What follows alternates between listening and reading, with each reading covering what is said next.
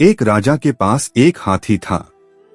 उस हाथी पर चढ़कर उसने कई युद्ध में विजय हासिल की थी।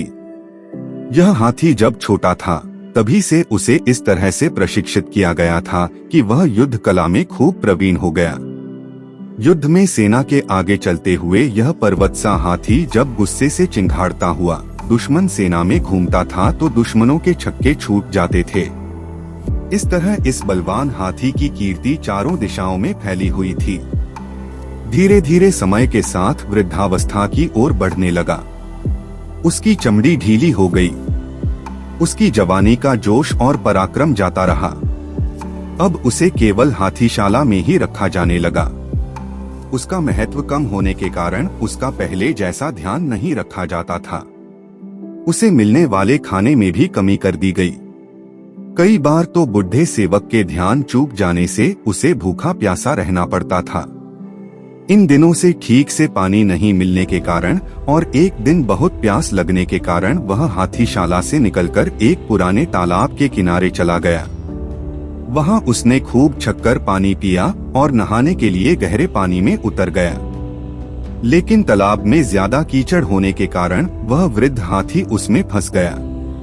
वह जितना कीचड़ से निकलने का प्रयास करता उतना वह अंदर धंसता जाता। ऐसा करते करते वह गर्दन तक कीचड़ में फंस गया।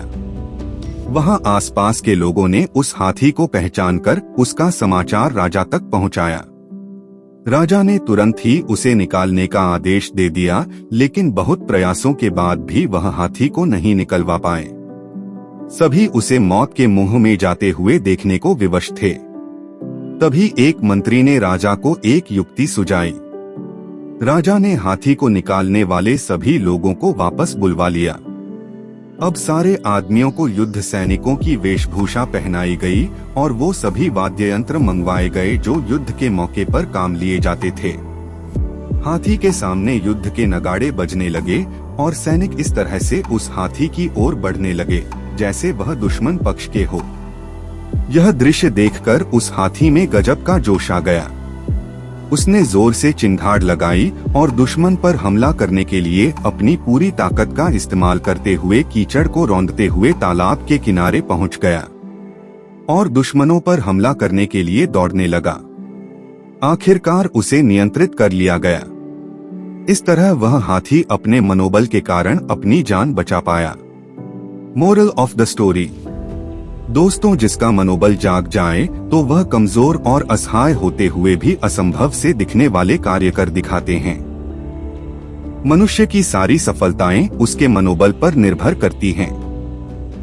अपने प्रचंड मनोबल के दम पर वह हर लक्ष्य को प्राप्त कर सकता है।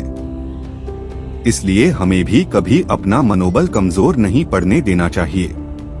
हो सकता है कुछ असफलताएं मिले, लेकिन हमें दुगुने उत्साह के साथ वापस उठ खड़ा होना है और फिर से भरपूर प्रयास करना है। यह कहानी आपको कैसी लगी हमें कमेंट के द्वारा जरूर बताएं और इसे अपने दोस्तों के साथ शेयर भी करें, क्योंकि हो सकता है किसी को इस समय इसकी सबसे ज्यादा जरूरत हो।